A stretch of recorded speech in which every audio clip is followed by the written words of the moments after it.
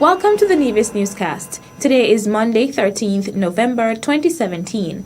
I'm Fredicia Liebert. The electrical upgrade has been completed on engine number 8, the older Wärtsilä, making it compatible to the new technology and operating systems now employed by Wärtsilä, and has been running in test mode since Friday of last week. Once back online, the much-needed relief will be realized. To complete the upgrade, however, there are two critical stops that must be done. The first, which will involve the recently acquired 3.85 Wärtsilä, will happen tomorrow morning between the hours of 6 a.m. and 9 a.m. This will allow for the updating of a load-sharing program between the two Wärtsilä units and a PLC software upgrade for the day tank level switches. Acting General Manager of the Nevis Electricity Company Limited NEVLEC, Jervan Swanston, also spoke about the second stop that will be made on Thursday. The second will involve both of the Wärtsilä units and will be on Thursday, November 16th from 8 a.m. to 4 p.m. all day. This will allow for the changing of the DC batteries of the old Wärtsilä and the electrical modification of all gauges. The other units at the power plant, however, although operating at reduced capacity, has been providing the additional power that is necessary to keep the grid stable. NEVLEC wishes to advise the public that their service may be interrupted tomorrow, Tuesday, 14th November, and again on Thursday, 16th November, to facilitate these upgrades. Swanston then made a special notice to domestic consumers on the island. In light of the recent instability of the generation distribution of electricity on the island, our domestic customers will see a reduction in their electricity bills for the next 2 months. We sincerely apologize for these outages and thank our customers for your continued patience and understanding. Acting General Manager of the Nevis Electricity Company Limited, NEVLEC, Jervan Swanston. The Empire's Sports and Social Club is celebrating its 38th anniversary, and in light of this will be hosting a number of activities. One such activity will be an educational discussion on kidney health this coming Tuesday, 14th November at the Charles Hanley Community Center in Hanley's Road. President of the club, Eric Evelyn, outlined the details of the discussion. Of course, there has been a lot of talk on health of the kidney, renal failure, and I think it is very timely as well, because I would have heard recently on the news that the Ministry of Health will be having a project starting this year on kidney health. Nurse Sherry Walters of the Gingerland Health Center will be the facilitator for that session, and she has a wealth of information on kidney health, and she really wants to share that information, and so she will be the facilitator for the session, and we are hoping that persons could come out in their numbers to learn about how to take care of your kidneys, what you can do to prevent renal failure. Evelyn said that over the years the club incorporates an educational discussion in the anniversary activities, as it is part of the club's mandate to educate members of the public on topical issues. He then encouraged persons to attend the session.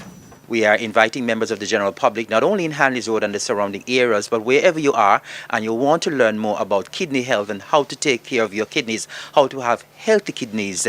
The session will be at the Hanley's Road Community Center, the Charles Walters Community Center in Hanley's Road, on Tuesday, the 14th of November, starting at 7:15 p.m. So we're asking you to come with your questions after the presentation from the nurse. We will have the opportunity to ask questions, and so we want persons to come out and support the club as we celebrate our 38th anniversary, and of course at the same time learn more about this very, very important issue on how to take care of your kidneys. The forum begins at 7:15 p.m.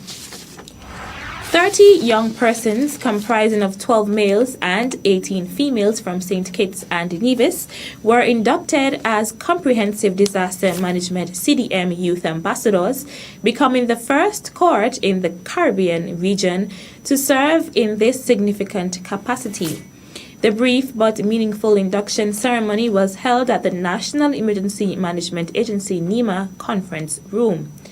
Such an engagement of young people is being advanced by the Caribbean Disaster Emergency Management Agency, CDEMA, in Barbados to invest in young people in disaster management activities over the short to long-term period.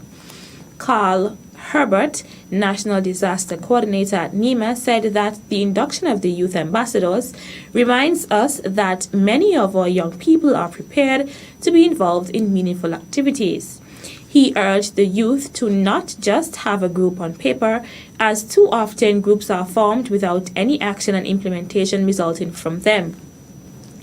Shajuni Gums was inducted as the president, while Tawana Collins and Denza Tota serve as the vice president and secretary, respectively. Other executive members include Nadia Francis, assistant secretary, Terence Francis, treasurer, and Howard Liebert, Public Relations Officer.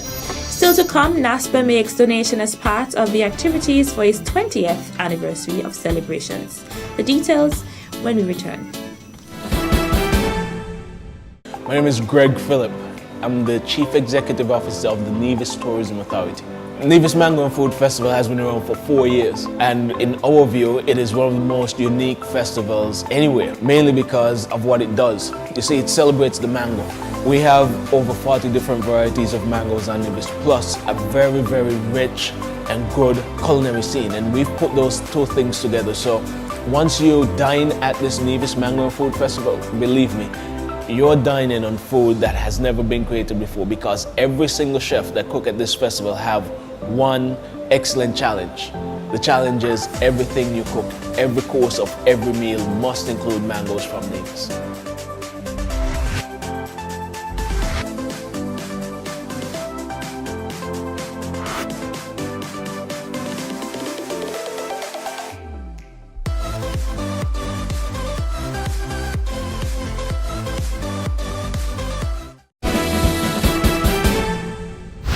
Welcome back. The order paper has been circulated for a sitting of the National Assembly to be held at the National Assembly Chambers, Government Headquarters, Bastille, tomorrow, Tuesday, 14th November 2017, at 10 a.m. Several bills will come before the House, one for its first reading and two for their second readings. The Honorable Attorney General and Minister responsible for Justice and Legal Affairs, the Honorable Vincent Byron, will seek leave to introduce and have read a first time Magistrates Code of Procedure Amendment Bill, and also will seek leave to introduce and have read a second time Legal Profession Amendment Bill 2017, which had its first reading on July 11th, 2017. In addition, the Honorable Prime Minister and Minister responsible for Finance will seek leave to introduce and have read a second time St. Christopher and Nevis Citizenship CBI Escrow Accounts Bill 2017, which had its first reading on June 13th, 2017. The National Assembly will be carried live on ZIZ Radio 96.1 FM and participating radio stations. It can also be viewed live on TV Channel 5 in St. Kitts and Channel 98 in Nevis. It will also be streamed live at zizonline.com. As part of the activities for its 20th anniversary of operations, the Nevis Air and Seaports Authority, NASPA, is hosting a number of activities. One such activity was a donation to the Charlestown Primary School earlier today. On behalf of the Nevis Air and Seaports Authority, we would like to present to you this gift of token of our love and appreciation. And we hope and trust that it will be of some use to you and your staff and the students. On our 20th anniversary, we present to you this gift.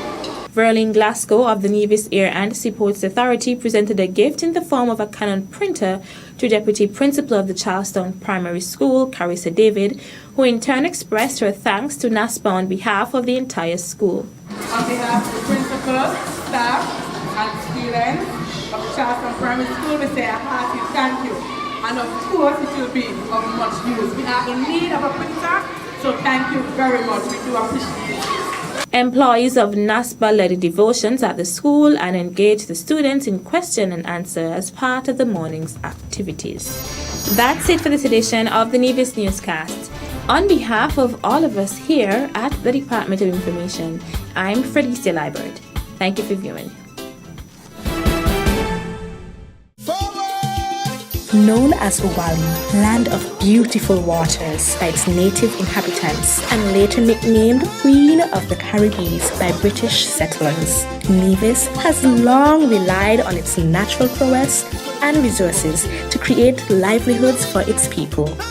The people of Nevis have long remained connected to the gifts nature has bestowed. As an ambassador of this majestic island, it is my duty to encourage my people to nurture, preserve, and protect what makes us unique as a people and strong as a country.